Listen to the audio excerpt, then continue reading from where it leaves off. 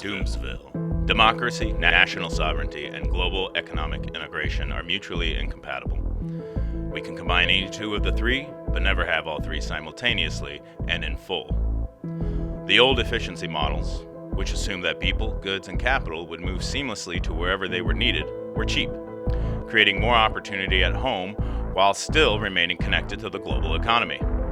Will require building more resilient models that involves better education, infrastructure, higher local wages, and less focus on the short-term bottom line. Efficiency was cheap, resiliency will cost more. Who pays for it?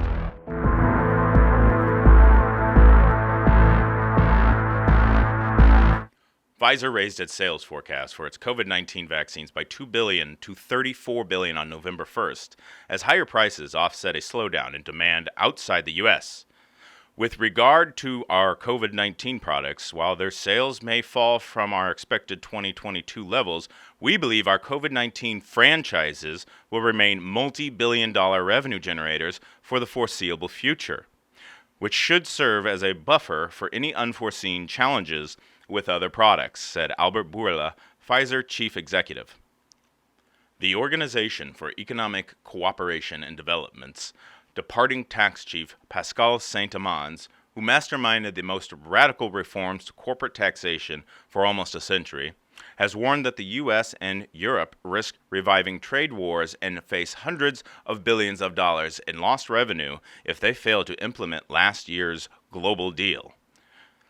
Some 136 countries have backed a two-pronged deal that aims to address public outrage over multinationals not paying their fair share of tax.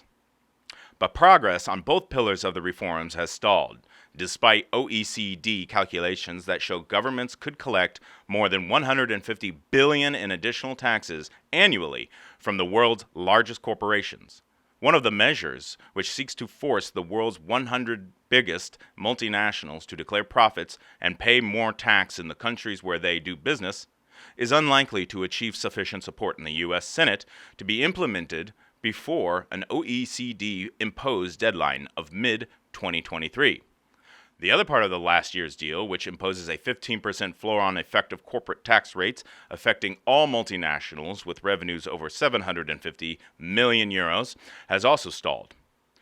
The OECD previously estimated it would bring in an extra $150 billion a year in taxes from multinationals, but it will shortly publish updated estimates, which Saint-Amans said would show much larger numbers.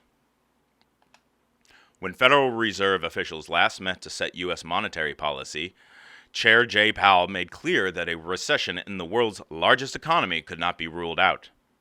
No one knows whether this process will lead to a recession or, if so, how significant that recession would be, he said at a press conference after the Federal Open Market Committee's gathering in September.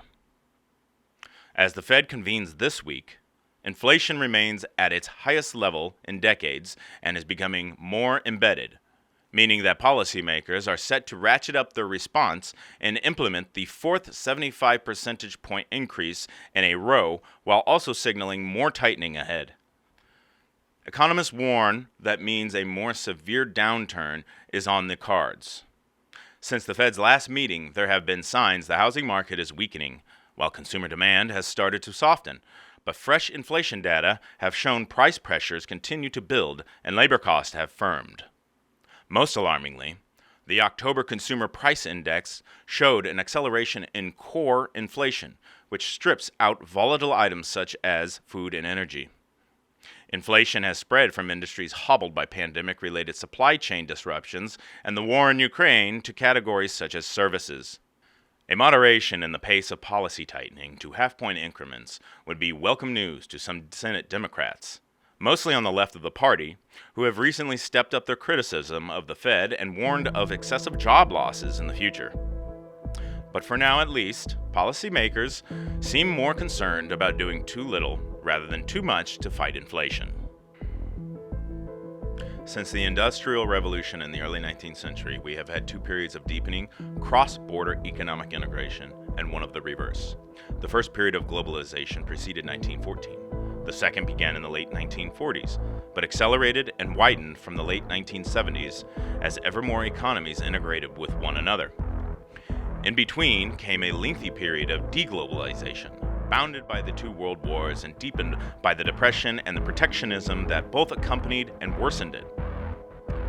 Finally, since the financial crisis of 2007-09, globalization has been neither deepening nor reversing. It is conflicts over power that most threaten globalization.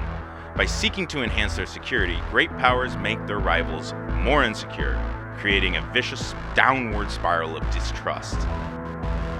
We are already a long way down this spiral. That reality will shape the fate of the world economy. We are not headed towards a benign localism, but towards negative-sum rivalry. This news brief entitled Doomsville brought to you by the Enterprise Outcast Service. Tune in next time, and don't forget to like, subscribe, and share. I'm Evan Osinger. Thank you much.